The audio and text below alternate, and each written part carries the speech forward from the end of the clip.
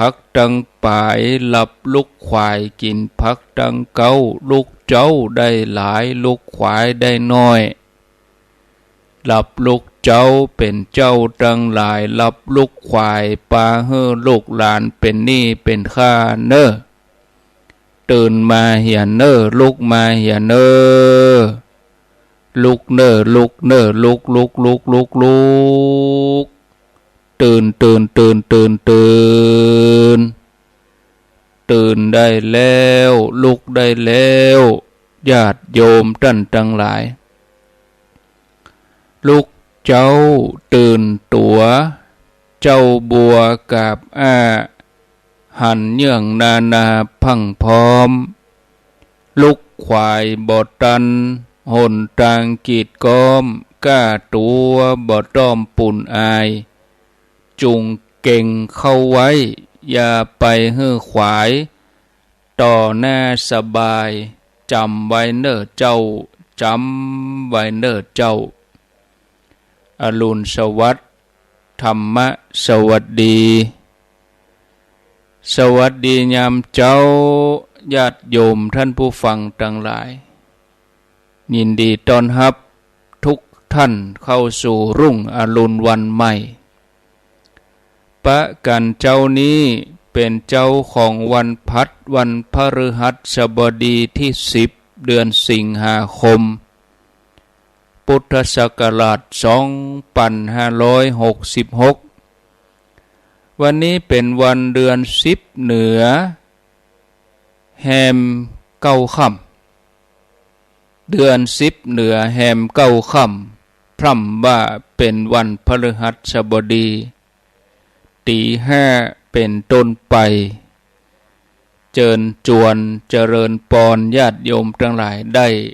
เข้าสู่ช่วงของรายการเสียงธรรมแสงอรุณรายการเสียงธรรมแสงอรุณดำเนินรายการโดยอาตมภาพพระครูอภิวัฒนวิกรมวัดปากตางเจริญตำบลดอยหล่ออำเภอดอยหล่อจังหวัดเชียงใหม่เป็นผู้รับผิดชอบดำเนินรายการมาปะญาติโยมในวันจันทร์วันพุธแล้วก็วันพฤหัสบดีแต่ว่า3วันนับจากนี้คือวันที่10 11 12 3วันตั้งแต่นี้ไปก็จะมาปะญาติโยมทุกเจ้าเวลาตี5ถึง6โมง6โมงถึง7โมงก็เป็นรายการปกติของแต่ละตนแต่ละองค์ครูบาอาจารย์ที่เปิดจัดรายการตามปกติแต่ช่วงตี5ถึง6โมงนี่อาตมาภาพก็ขอเวลาครูบาอาจารย์เปิ้นช่วงตี5ถึง6โมง3วันคือวันนี้วันพุธแล้วก็วันฮือเป็นจะได้ถึงต้องขอเวลาครูบาอาจารย์ก็เนื่องจากว่าใกล้งานที่เราจะไปตานเตียนเพื่อเป็นการได้ชี้แจงบอกกล่าวกระตุ้นญาติโยมทั้งหลายที่จะไปร่วมกันหรือญาติโยมที่อยู่ในพื้นที่หรือญาติโยมที่กำลังจะตัดสินใจไปร่วมกันเนื่องจากว่าหลังจากเข้าพรรษามาก็บ่ล่ำที่จะมีเวลาได้มาจัดรายการติดภารกิจบึดอย่างหนึ่งฟ้าฝนลงอินเทอร์เน็ตบ่เป็นใจต้วยก็ต้องขออภัยญาติโยมมาปะกันแล้วบ่ฮื้อได้ขาดแคลวเสียเวลานำเสนอสาระธรรมะเฮียสัก20นาทีเหลือเวลาจากนั้นก็จะได้มามาจาถึงเกี่ยวกับกิจกรรมกำหนดการที่เขาจะไปตานเตียนในวันที่13สิงหาคม รายละเอียดก็รอฟังหลังจากที่ธรรมะให้ญาติโยมไปแล้วถ้าหากว่ามีเวลาก็ก้อยเอารายชื่อที่ญาติโยมได้ร่วมบุญบริจาคกะอินเทอร์เน็ตกะไฟเอามาอ่านให้ญาติโยมได้อนุโมทนาด้วยกันคนพายเรือฮับส่งคนฝั่งนั้นแล้วก็กลับมารับคนฝั่งนี้ฉันใดญาติโยมความเจ็บไข้ความชราการเวลาย่อมนำชีวิตสัตว์โลกไปสู่อำนาจของพญามัจจุราชฉันนั้นธรรมชาติของใจนั่นญาติโยมสุดแสนที่จะว่องไวใจพร้อมที่จะท่องเที่ยวไปได้ทุกที่ทุกเวลาทุกนาทีแม้ช่วงเวลาเพียงเล็กน้อยใจก็แวบไปที่นั่นที่นี่ล่องลอยไปจนเฮานี่โดยบัดดันคนที่บระมัดระวังรักษาใจปล่อยใจให้ฟุ้งซ่านก็จะมีชีวิตที่สับสนวุ่นวายเป็นอันตรายกับตัวเองแล้วก็ผู้อื่นแม้ใจคนจะเป็นสิ่งที่อ่อนไหวเปลี่ยนแปลงง่ายแต่เป็นสิ่งที่ฝึกหัดได้เอามาปฏิบัติโดยการฝึกปฏิบัติการฝึกใจนี่ถือว่าเป็นศิลปะอย่างหนึ่งต้องอาศัยการฝึกฝนวางหนักได้วางเบาได้หูจักหนักหูจักเบาฮือพอดีเหมือนคนที่เอามีดไปกรีดลงใบบัวฮือเป็นหอยถ้าหนักไปใบบัวนั้นก็ปุดก็ขาดถ้าเบาไปก็บ่มีหอยจะต้องวางระดับมือน้ำหนักมือกับปลายมีดพอดีทำอย่างมีศิลปะการฝึกใจการวางใจของเฮาก็อย่างเดียวกันวางเบาๆสบายอย่างญาติโยมเขาท่านทั้งหลายทำใจวางใจอยู่ณปัจจุบันนี้ตื่นเจ้ามาก็น้อมพร้อมที่จะรับเอาธรรมะอันเป็นสิ่งที่ทำให้เฮามีจิตใจเบาสบายญาติโยมการดำเนินชีวิตของเฮาทุกคนนี่ล้วนต้องผจญกับภัยต่างๆบอกว่าภัยที่เกิดจากตัวเฮาเองภัยที่เกิดจากคนสัตว์สิ่งของที่อยู่รอบตัวเฮาภัยที่เกิดจากธรรมชาติบอกว่าวาตภัยที่เกิดจากลมอุทกภัยที่เกิดจากน้ำญาติโยมน้ำท่วมไฟไหม้กาถูกโจรกรรมถูกโจรปล้นสิ่งเหล่านี้เป็นต้นบางครั้งเราสามารถลบหลีกไปได้แก้ไขได้ป้องกันได้แต่ภัยที่เราสามารถจะลบหลีกได้นั่นคือภัยจากความชราภัยจากพยาธิแล้วก็ภัยที่เกิดจากมรณะภัยนี่ภัยถึง3อย่างนี่เป็นภัยที่ติดตัวเฮามาตั้งแต่กำเนิดตั้งแต่เฮาเกิดมาแล้วเมื่อเฮาเกิดมาเฮาก็ต้องยอมรับว่าเฮาจะต้องชราต้องแก่เฒ่าเฮาต้องมีพยาธิมีโรคภัยไข้เจ็บที่สุดมาเฮาเองทั้งหลายก็ต้องยอมรับว่าเฮาจะต้องพัดพรากจากโลกนี้สิ่งที่ฮักสิ่งที่หวงสิ่งเหล่านี้เป็นสิ่งที่เฮาหลีกหนีบ่ได้ เพราะสัตว์โลกเกิดมาล้วนบ่ายหน้าไปสู่ความแก่ความเจ็บและความชราความตายเหมือนตะวันขึ้นจากตะวันออกมาจากขอบฟ้าตะวันทอแสงยามเจ้าตกเมื่อค่ำก็อัสดงตกลงไปลาลับขอบฟ้าแล้วก็บ่ได้ย้อนปิกขึ้นมาวันใหม่ก็ขึ้นแถมตกค่ำมาตะวันก็ตกลงไปลาลับขอบฟ้าตกดอยท่านผู้ฟังญาติโยมอย่างใดก็ตามภัยที่ว่ามาแล้วนี่ยังบ่อันตรายเท่ากับภัยแถมอย่างหนึ่งซึ่งเป็นภัยที่อันตรายที่สุดกว่าภัยตั้งหลายตึงมดตึงมวลที่กล่าวที่เอ่ยมาเพราะภัยชนิดนี้เฮาพอบ่หันด้วยตาญาติโยมภัยชนิดนี้ก็คือภัยที่เกิดจากกิเลสเป็นตัวมักดองอยู่ในใจของเฮาบ่ว่ากิเลสอย่างหยาบบ่ว่ากิเลสอย่างละเอียดบ่สามารถที่จะหันด้วยตาเมื่อเป็นอย่างนี้ชีวิตของเฮาก็จะต้องปะกับ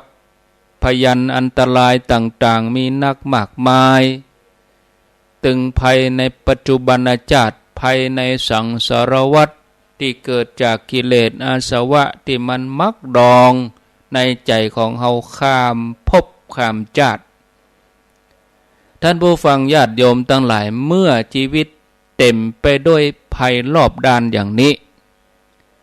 จำเป็นที่เฮาจะต้องมาดำเนินชีวิตให้อยู่ด้วยความประมาทที่สำคัญคือเวลาในชีวิตของเฮานั้นมีอย่างจำกัดกำเดียวก็เมื่อเจ้ากำเดียวก็ค่ำกำเดียวก็ผ่านไป1 อาทิตย์กำเดียวก็ผ่านไป1 เดือนเฮาผ่านการเข้าพรรษามาได้9 วันวันนี้วันที่10แล้ววันนี้เฮาอรุณสวัสดิ์ผ่านไปแถมบักกี้ชั่วโมงกำเดียวเฮาก็ได้ราตรีสวัสดิ์จากมืนตาแล้วเฮาก็จะได้หลับตาญาติโยมเวลาผ่านไปเว้ยกำเดียวก็เมื่อวันกำเดียวก็เมื่อคืนเผลอกำเดียวก็หมดไปแล้วเวลามันเว้ยอย่าเฮาตั้งหลายกะกันว่าเฮาจะหล่อเตียนวันนั้นวันนี้แล้วเฮาก็อู้กันตั้งแต่เดือนที่แล้วว่าเฮาจะตานเตียนวันที่13 สิงหาก็ผ่านไปเผอแป๊บเดียวบ่ได้ค้างแถม3 วันเหลือแถม3 วันต่ออันที่เฮาจะไปตานเตียนกันฉะนั้นญาติโยมบ่ดีมัวเมาประมาทจะไปคิดว่าเวลายังมีนักอยู่จะไปคิดว่าตัวเก่ายังเป็นหนุ่มเป็นสาวมีร่างกายแข็งแรงยังมีชีวิตแถมยาวนานจะไปคิดอย่างนั้นเพราะว่ามรณะภัยนี่บ่มีสัญญาณเตือนล่วงหน้าว่าจะเกิดกับเฮาเมื่อใดสถานที่ไหน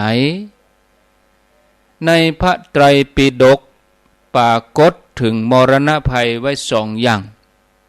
ได้แก่กาลมรณะคือความตายที่เกิดขึ้นเพราะหมดบุญหมดอายุไขหรือว่าหมดถึง2 อย่างก็คืออกาลมรณะคือความตายที่เกิดเพราะอำนาจกรรมมาตัดรอนทำให้อายุสั้นไปแต่บอกว่าจะเป็นกาลมรณะ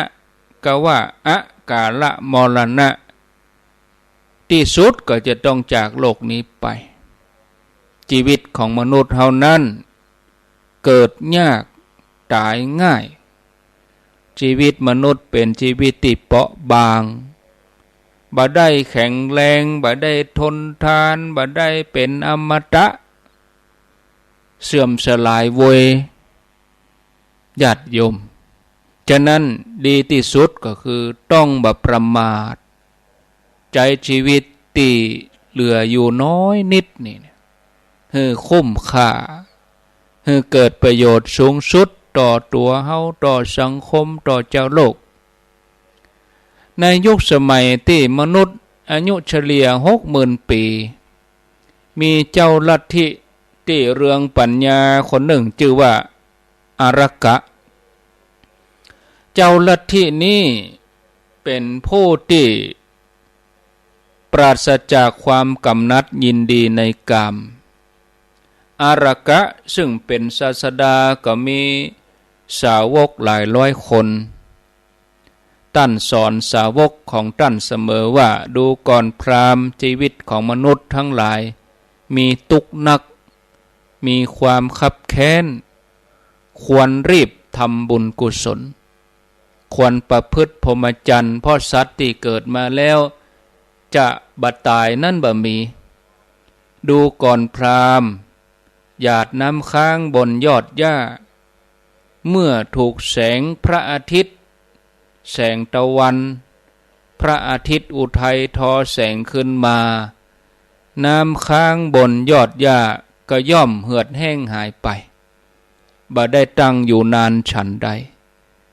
ชีวิตของมนุษย์เฮาทั้งหลายก็เปรียบเสมือนน้ำค้างบนยอดหญ้า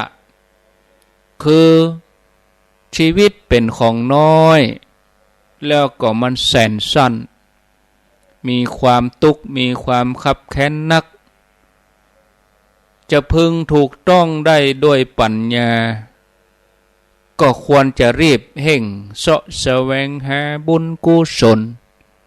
ทำคุณงามความดีท่านก็ยกอุปมาอย่างอื่นมาสอนสาวกให้เข้าใจถึงความเป็นจริงของอายุมนุษย์ว่าชีวิตมนุษย์เปรียบเหมือนฝนที่ตกหนักเหมือนฝนที่ตกหลายวันก่อนญาติโยมฝนที่ตกลงมาหนาแน่นมีฟองน้ำเกิดขึ้นมาแล้วก็แตกไปหายไปฝนตกลงมามันก็มียุดมีย่างมันก็มีเบาบางตั้งอยู่ได้บ่เมินชีวิตเหมือนการเอาไม้ขีดเขียนลงในน้ำเหมือนหอยไม้ตีขีดลงไปในน้ำย่อมปิกเข้าหากันได้เวยตั้งอยู่บ่เมินแม่น้ำตั้งหลายที่ฝนตกแล้วก็สะสมมวลน้ำอมน้ำไว้ถึงเวลาไหลลงจากดอยแม่น้ำไหลลงมาจากดอยลงมาสู่แม่น้ำสายใหญ่ก็ย่อมมีความเวยมีความแห้งไหลไปเชี่ยวกรากน้ำก็ปัดเอาสิ่งทั้งหลายที่พอจะปัดไปได้บ่ได้ยุดพักที่ไหนไหลไปเลยจากต้นน้ำกลางน้ำปลายน้ำสายน้ำก็ไหลไปตามหน้าที่ของมันฉันใดก็ฉันนั่นญาติโยมชีวิตของมนุษย์เฮาทั้งหลายเมื่อเกิดมาแล้วก็บ่ายหน้าไปสู่ความชราความเจ็บและการพลัดพรากชีวิตเปรียบเหมือนคนแข็งแรงที่ถมน้ำลายทิ้งอย่างง่ายดายชีวิตตั้งอยู่ได้บ่เมินบ่นานถูกความแก่ความเจ็บความชราความตายเผาผ่านอยู่ทุกลมหายใจการเวลาที่ผ่านไปพร้อมกับความชราที่มาเยือนพร้อมกับมรณะภัยที่รออยู่ตรงหน้าเปรียบเหมือนชิ้นเนื้อที่วางไว้บนกระทะวางไว้บนถ่านไฟแดงถูกเผาอยู่ตลอดเวลาความร้อนเพิ่มนักเท่าใดชิ้นเนื้อก็ถูกเผาถูกต้ม เฮือสลายเฮือไหม้กลายเป็นควันกลายเป็นเต้าสลายแม่งัวที่จะถูกเชือดถูกนำไปสู่โรงเชือดโรงฆ่าเวลาเดินไปตั้งหน้าทุกย่างก้าวที่เดินไปหมายถึงมรณะภัยที่ใกล้เข้ามาทุกขณะบาอาจจะหลุดพ้นจากการถูกเชือดฉันใดชีวิตของมนุษย์เฮาก็เปรียบเหมือนแม่โคเหมือนงัวที่เดินไปสู่โรงเชือดเพราะว่ามีทุกข์มีความคับแค้นจะหลีกหนีจากสิ่งเหล่านี้ไปบ่ได้ท่านผู้ฟังญาติโยมในยุคที่มนุษย์มีอายุเฉลี่ย 60,000 ปีมีเด็กหญิงคนหนึ่งอายุ500 ปีก็มีสามีส่วนโรคภัยไข้เจ็บก็มีบ่นักเหมือนยุคเฮาในปัจจุบันนี้ยุคนั้นนี่อาพาธน้อยโรคภัยไข้เจ็บอย่างอื่นบ่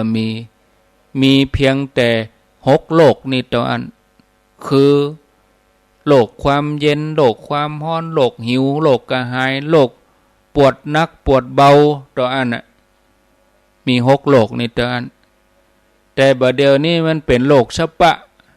เอาทั้งหลายที่เกิดมาในยุคเนี้ยเบิดกับโลกนั่นโลกนี้โลกที่บ่เคยเกิดก็เกิดโลกทั้งหลายที่บ่เคยมีก็มีเนี่ย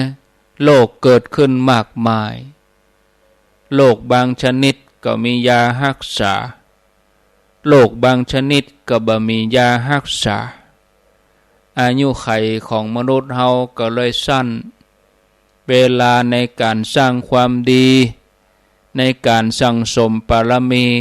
ก็มีน้อยคนที่มีอายุยืนยาวอย่างมากก็โดยเฉลี่ยเบอร์เดนนี้ก็100 ปีบ่ถึง90ไป100นี่เขียมไปละเกินกว่านั้นน่ะบ่มีแล้วนะเฮานึกถึงมรณะภัยเป็นประจำเนี่ยจะทำให้เฮาดำเนินชีวิตอยู่ด้วยความประมาทเฮาทั้งหลายจะเห่งขวนขวายสั่งสมบุญกุศลแล้วก็เห่งประกอบความดีทำความเพียรเพราะก่อนที่เฮาจะจากโลกนี้ไปเฮาก็จะต้องเตรียมตัวของเฮาให้พร้อมนะเตรียมตัวก่อนตายเตรียมกายก่อนแต่งเตรียมน้ำก่อนแล้งเตรียมแบงก์ก่อนเดินทางเฮาจะต้องเตรียมให้พร้อมเพื่อที่เฮาบ่มานั่งเสียใจบ่มานั่งเสียดายในภายหลังเฮาจะบ่นั่งกินแหนงว่าฮู้หยังอีตอนที่แข็งแรงตอนที่ยังแข็งแรงตอนยังหนุ่มตอนที่พอไปได้เฮาหยังมั่มไปเฮาหยังบ่ทำตอนที่เฮายังมีลมหายใจเฮาน่าจะทำอย่างนั้นตอนเฮาแข็งแรงเฮาน่าจะทำอย่างนี้เฮาน่าจะทุ่มเทมากกว่านี้ญาติโยมฉะนั้นท่านผู้ฟังทั้งหลายตอนที่เฮายังแข็งแรงร่างกายยังสบายเดินเหินได้ความจำยังดีอยู่ร่างกายของเฮายังเหมาะสมกับการสร้างบุญสร้างความดีเหมาะสมกับการทำความเพียรเพื่อเป้าหมายคือการทำพระนิพพานให้แจ้งเฮาจะต้องเห่งขวนขวายรีบใช้โอกาสนี้ญาติโยมเวลาที่เหลือเพียงน้อยเนี่ยในการที่เฮาจะมาร่วมกันทำความเพียรทำความดีสร้างบารมีญาติโยมลดละเลิกอกุศลอันเป็นหนทางไปอบายจะไปนึกถึงเรื่องบาปกุศลญาติโยมอย่าไปทำเพิ่มให้ลดลงไปบุญกุศลนี่เราจะต้องทำเห่งทำบุญกุศลที่ทำไปแล้ว เขาก็ทำให้ยิ่งขึ้นไปเพิ่มเติมเข้าไปให้คุณงามความดีให้บารมีของเขาเพิ่มขึ้นตึงวันบอกว่าทานศีลภาวนาอย่าให้ขาดแม้แต่วันเดียวโดยเฉพาะอย่างยิ่งเขาจะต้องแปลงใจให้นิ่งนะญาติโยมเบาหวาดหวั่นต่อมรณะภัยที่จะมาถึงอันนี้ก็ขอฝากเป็นสาระธรรมะให้กับญาติโยมท่านสาธุชนทุกคนทุกท่านนำไว้พิจารณาเพื่อท่านผู้ฟังญาติโยมทั้งหลายจะได้เป็นผู้ตั้งอยู่ในความบัพประมาทนะขณะนี้เวลาตี 5:36 นาทีก็พอดีกับเวลาจะมาให้รายละเอียดที่เราจะไปร่วมกันทำบุญในวันที่13 สิงหาก็เหลือเวลาแถมบักกี้วันไปตั้งหน้าเนี่ยนะญาติโยมก็ขอเจริญปอนเนอร์มีเสียงคำถามเหลือเกินเดินทางกี่โมงปะกันที่ไหนแต่งชุดอย่างใดแต่งตัวอย่างใดก็ตั้งนี้ไป3 เจ้านี่นะบวกกับวันพูกแถมแรงอีเนาะก็ถ้ามีโอกาสก็จะได้จัดรายการเมื่อคืนพ่องแต่ว่าคืนนี้นี่คมได้คืนนี้วันพัดก็เป็นของหลวงพ่อพระครูนิวิตศิลสังวรหลวงพ่อเจ้าคณะอำเภอเวียงป่าเป้าวันพูกก็เป็นหลวงพ่อท่านพระครูหลวงพ่อเจ้าคณะอำเภอฝาง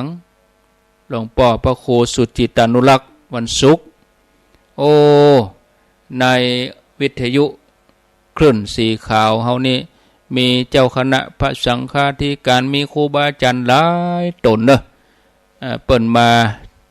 เสียสละเวลามาจัดรายการเจ้าคณะอำเภอวังเหนือท่านพระมหานพดลสุวรรณเมธีวัดบรรพตสถิตพาย่ำเคยไปเตื้อวัดบรรพตสถิตนี่ก็ลองหาโอกาสไปโดยเฉพาะญาติโยมอยู่ใกล้อยู่หิมอยู่ในเขตอำเภอเมืองอำเภอเกาะคาอำเภอห้างชัดอำเภอแม่เมาะอำเภอแม่ทะนี่ใกล้หิมพันเด้อไปแอวได้ตีวัดบรรพตสถิตก่อนจะไปก็โทรหาเปิ้นเฮียก่อนนะแล้วก็ท่านสมชาติเปิ้นก็จำพรรษาอยู่ที่หั่นท่านสมชาติชาตะปัญโยถ้าจะไปเยี่ยมไปแอววัดบรรพตสถิตก็โทรศัพท์หาตนใดตนหนึ่งแล้วก้อยเข้าไปกำอันจะบะปะนะม่วนนะวัดมีต้นไม้จุ่มเย็นดีนะญาติโยมท่านทั้งหลายก็ไปแอวเนอะหรือว่าจะจัดกลุ่มรวมกันไปปฏิบัติธรรม10 คน20 คนอีกก็ได้ได้เหมือนกันหาโอกาสไปร่วมกันเนาะก็มีหลวงพ่อพระครูนิวิตศิลสังวรหลวงพ่อเจ้าคณะอำเภอเวียงป่าเป้าวัดห้างต่ำแล้วก็หลวงพ่อพระครูสุจิตานุรักษ์เจ้าคณะอำเภอฝางวัดพระบาทอุดมที่เขาจะไปตานเตียนกันในวันที่13นี้ก็ไผที่ไปมาแล้วก็อนุโมทนาบุญด้วยบางท่านไปแล้วก็ไปอีกก็เป็นที่น่าอนุโมทนาปีหน้าเขาไปแหมตี้ไปไก่น้อยปีหน้าไปอีสานพุ่นเด้อปีหน้านะไปวัดหลวงปู่แสงหลวงพ่อคูณไปวัดหลวงตามหาบัวอีนะแต่ต้องไปนอนอย่างน้อยก็นอน2 คืนพุ่นนะได้ทำบุญอย่างเต็มอิ่มทำบุญอย่างเต็มที่ก็คงจะเป็นช่วงเวลาอย่างเนี้ยพระสงฆ์ก็สัตหะไปเพราะว่าเขาไปบ่เกิน7 วันนะเนาะเอาปีนี้ก่อนปีหน้าก็มาว่ากันแต่เขาไปรอเตียนนี่เขาไปรอเตียนที่เวียงป่าเป้านะปีหน้านี่ปีนี้เขารอเตียนลำปางปีหน้าไปรอเตียนเจียงไฮ้เวียงป่าเป้า แล้วก็ปีต่อไปก็มาตังเชียงใหม่อีนะเวียนกันไปอย่างนี้เนอะการรอเตียนนะเวียนกันไปอย่างเนี้ยบัดนี้ก็มีผู้ที่แจ้งความประสงค์จะร่วมเดินทางมาก็มีหลายผู้หลายท่านก็อ่านซ้ำเก่าซ้ำใหม่นี่ก็บ่เป็นอย่างเนาะถ้าตกหล่นไปก็แจ้งเข้ามาเด้อญาติโยมตังลำปางก็ให้แจ้งที่ท่านสมชาติชาตะปัญโยญาติโยมตังลำปางบอกแต่ว่ามีที่ไหนโทรสีหมวดเก้ากะโทรหาท่านสมชาติท่านเด้อคือท่านสมชาติเป็นผู้รวบรวมจำนวนรถเท่าใดนี่นะตอนแรกอาตมาจะตึกวันนี้ก็ขยายเวลาถึงวันพุธเด้อตึกวันพุธนะถึงวันพุธพอละเนี่ยแล้วก็เบอร์ติดรถนี่ญาติโยมจังเบียงปะเป้าก็ให้ไปติดวันที่13เอาแล้วตั้งวันนี้วันพุธวันฮือบ่ต้องไปถามที่ตุลุงเด้อจะไปฟังไปถามตุลุงเตื้อตุลุงในที่นี้ก็คือตุลุงดอยจะไปฟังถามเตื้อเพราะอาตมาบ่ได้เอาเบอร์ไปฝากเปิ้นเตื้อแล้วก็เบอร์ติดรถบ่ได้แปลงเตื้อจะแปลงวันพุธก่อนให้เข้าใจตามนี้นะบ่ใจโอ้ได้ยินท่านพระครูประกาศให้ไปเอาเบอร์ติดตุลุงดอยก็จะไปเอาวันนี้บ่ใจนะเบอร์ยังบ่ได้แปลงเตื้อนะ บางคนบ่เข้าใจจะไปเอาบ่ดิบบ่เดียวเนี่ยมันไปมีเตื้อจะใดบ่ได้แปลงเตื้อแล้วแถมอย่างหนึ่งก็บ่ได้ฟังรายละเอียดให้ชัดเจนเนาะอันนั้นฟังทีแล้วก็ฟังดีๆนะจะมาเรื่องรถก่อนแล้วก็ไปว่าเรื่องกำหนดการรถก็มี1ดงหัดนาค1กันแม่สุแก้วเประกัญญา2ครูยาดังในเมืองเนอะมี2กันในเมืองเจียงใหม่ตาเบาโอ2กันแม่บุญปั่นศพเตี้ยจอมตอง4กันปอตานต้นแก้ว2กันต้นแก้วน้ำบ่อหลวงแม่ลาวันต้นแห่นหลวง1กันเวียงทองดอยหล่อ1กันนองเต่าคำสันทราย1กันบ้านอังคลักษ์จอมตอง1กันแม่ครูเกษณีชัยเทพวัดอุโมงค์เถราจันทร์1กันแม่เรนูดอนใจสารปี1กันแม่คำกุยแก้วดอยหล่อ1กันป้ออุดมบ้านทุ่งเรดิโอ2กันป้อบุญตันป่าไร่บ้านสามยอดบ้านเรือน1กันปากตางเจริญ2กันแม่โสภากองสิงห์บคุณหวานสันปะตอง1กันแม่สีพัน2แควดอยหล่ออันนี้2กัน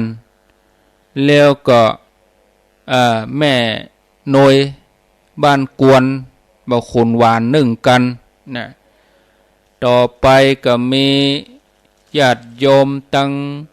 ห้วยสายตะลี่นางจันทาทรตันห้วยสายตะลี่1กันแม่ตาคำจีนะ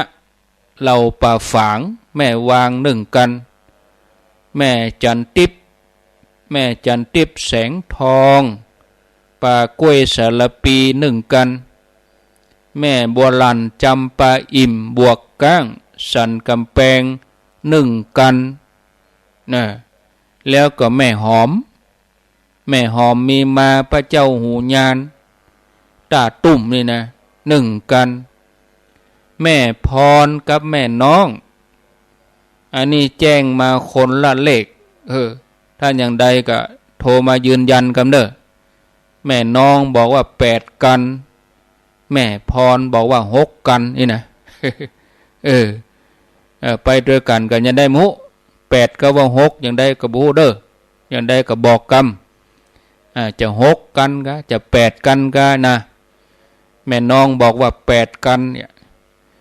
แม่พรบอกว่า6กันเด้ออีนะเหล่ามนทาทิพย์4กัน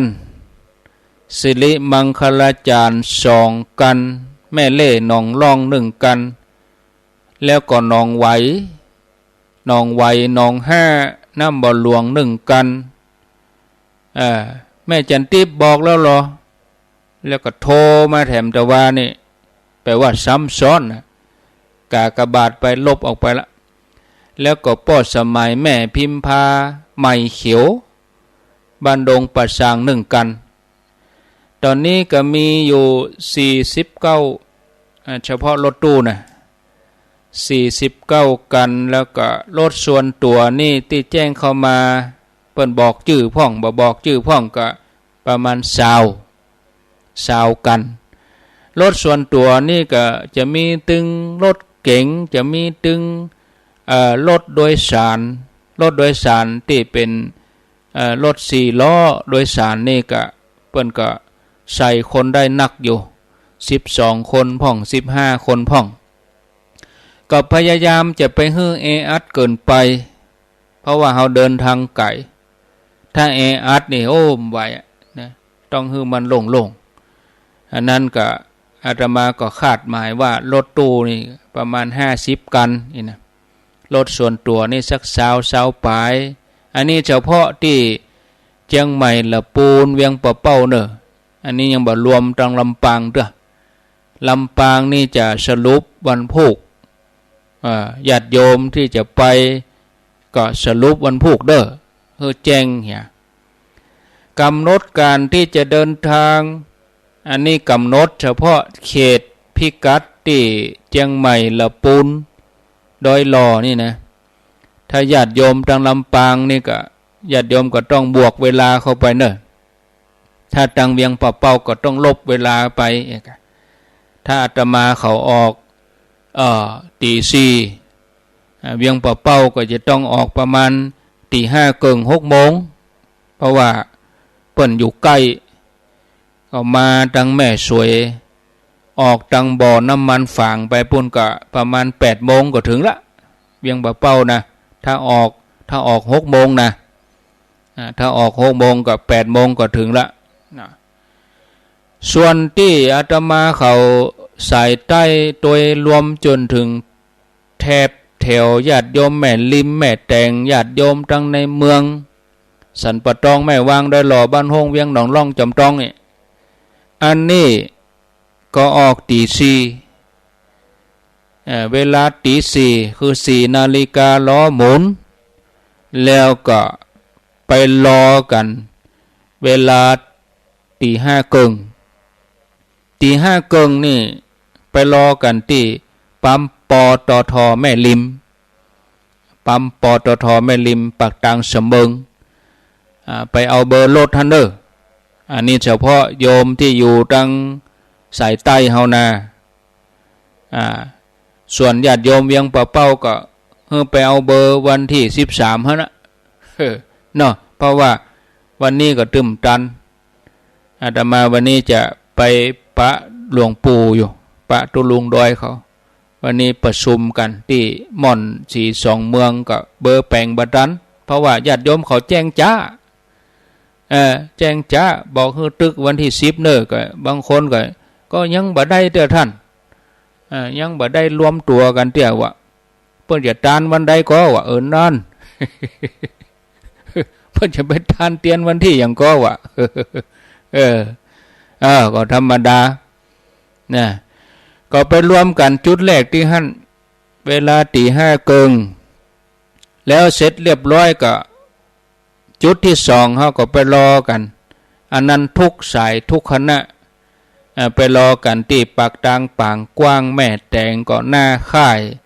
ตำรวจตระเวนชายแดนค่ายพระนเรศวรมหาราชไปรอกันที่หน้าค่ายอันเพราะว่าที่จอดรถกว้างขวางดีเสร็จเรียบร้อยก็ทยอยไปทยอยไปก้อยไปถ้าไผไปลุ้น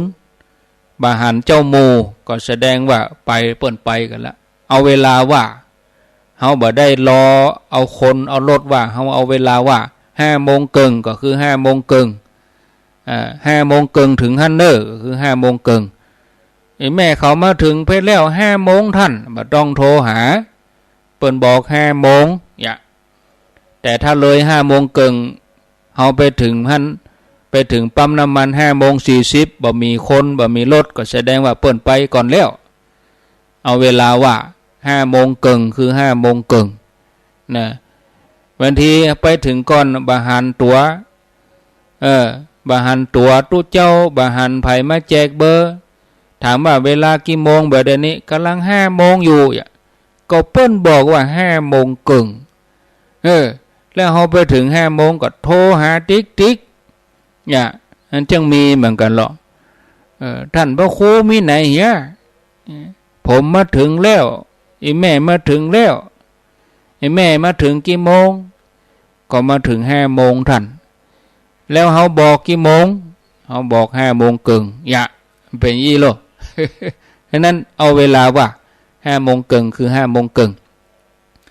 จุดที่2 6:30อันนี้ก็เฮาก็คือว่ารถหลายรถนักไปรอที่แม่แตงบน6:30เสร็จเรียบร้อยก็ทยอยกันไป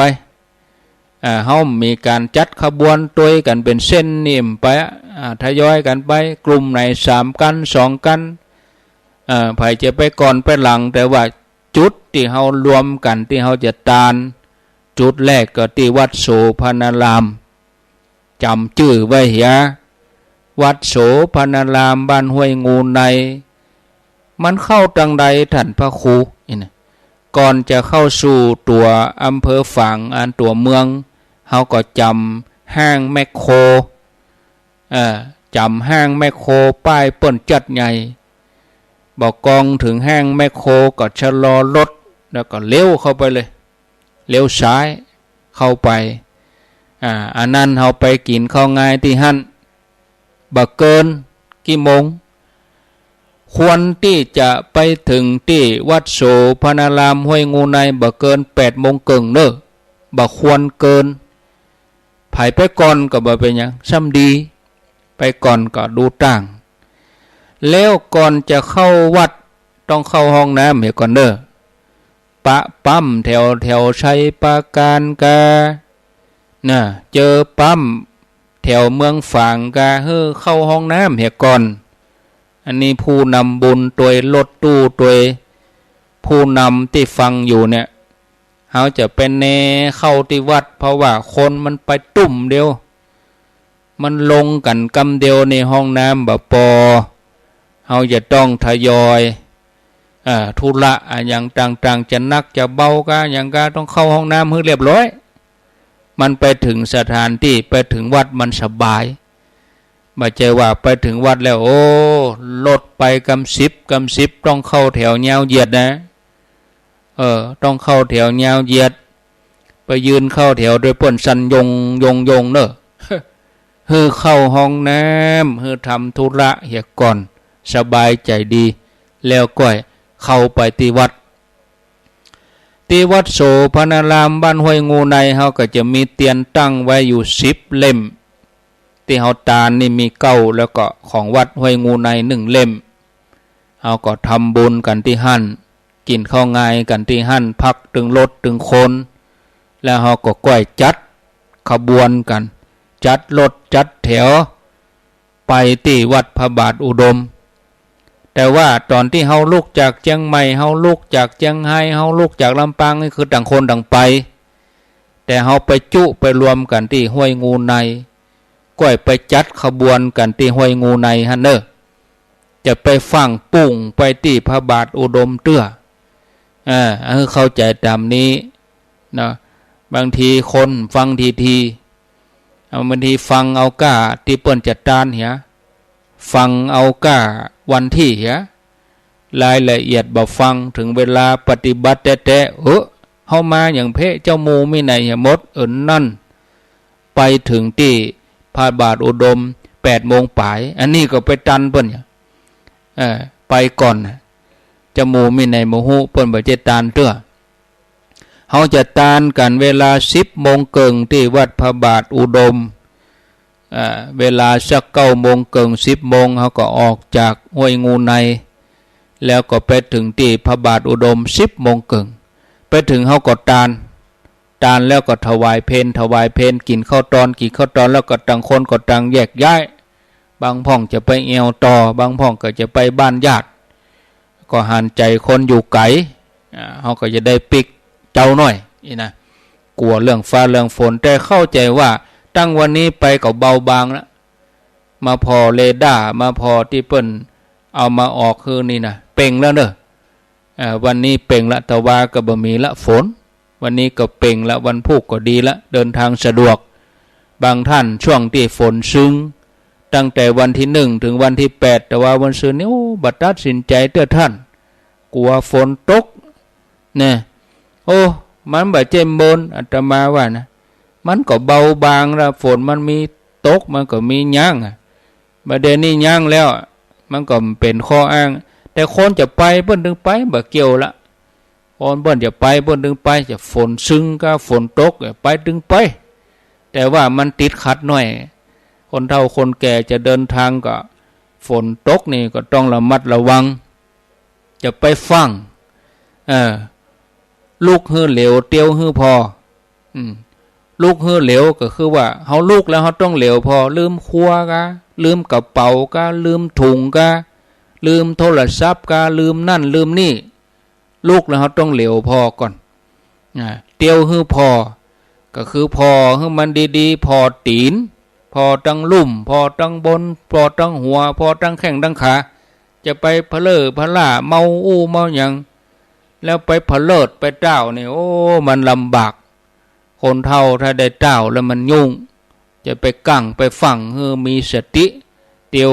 ดีๆเตียวให้พอตาเตียวให้พอตีน ลุกให้เหลวเตียวให้พอเนาะเอาแล้วบ่ว่าจะอ่านชื่อก็ยกยอดไปวันพุธส่วนผู้ที่แจ้งความประสงค์เป็นเจ้าภาพมานี่ประเด็นนี้มีอยู่4รายอยู่เนอะข้างแถม6ท่านก็เหลือเวลาแถม3วันใครจะร่วมเป็นเจ้าภาพเตียนก็เจริญพรนะ1,500 บาทเขาจะร่วมกันรถตู้กัน1ฮับเห็นเล่มก็ได้รถตู้กัน1มี10คนก็คน150 บาทนะคน150 บาทเอาฮับเห็นเล่มอีเนาะเป็นตัวแทนฮับไปลำปางเหีย2เล่มเมียงป่าเป้าเห็น2เล่มอีก็ได้รู้มันก็ปันแล้วกะข้างแถม6เล่มบ่ได้ ไปได้ถ้ามาบ่ล่ำได้เข้ารายการก็เลยมีไผกระตุ้นตอนนี้มีอยู่4ท่านมีนางสมพรรัตนังป่าเมือดสันทราย 1,500 บาทพ่อบุญธรรมแม่รัตนาสังคำฟั่น 1,500 บาทแม่กองคำทองคำบ้านสันสลี 1,500 บาทแล้วก็พ่อหลวงทรงปินตาเปียบ้านเหล่าเป้าเหล่ามนทานี่ 1,500 บาทเดี๋ยวนี้4ท่านแล้วนะยังได้ก็โทรหลังไม้ได้เนอะพอเวลาแล้วหมดละอู้ไปก็มีเรื่องราวอู้ติ๊กเวลาหมดลงไปแล้วต่อไปก็ฟังรายการหลวงปู่พระครูปฏิภาณธรรมทินต่อเนอะอาตมาก็ขอนำรายการจากลาศรัทธาญาติโยมไปก่อนอนุโมทนาบุญกุศลที่ญาติโยมทุกคนได้เปิดวิทยุฟังตั้งแต่เจ้าอนุโมทนากับเจ้าของสถานีทุกคลื่นทุกที่ทุกแห่งมจลลำปางก็ดีตังเมืองน่านก็ดีส่งความห่วงใยไปเนอะญาติโยมตังเมืองน่านนะแล้วก็เวียงป่าเป้าโดยแม่แจ่มแม่แตงแม่ลิมทุกพื้นที่ทั้งในเวียงเนาะทั้งเมืองฝางก็ขออนุโมทนาลาไปก่อนอายุวันโนสุ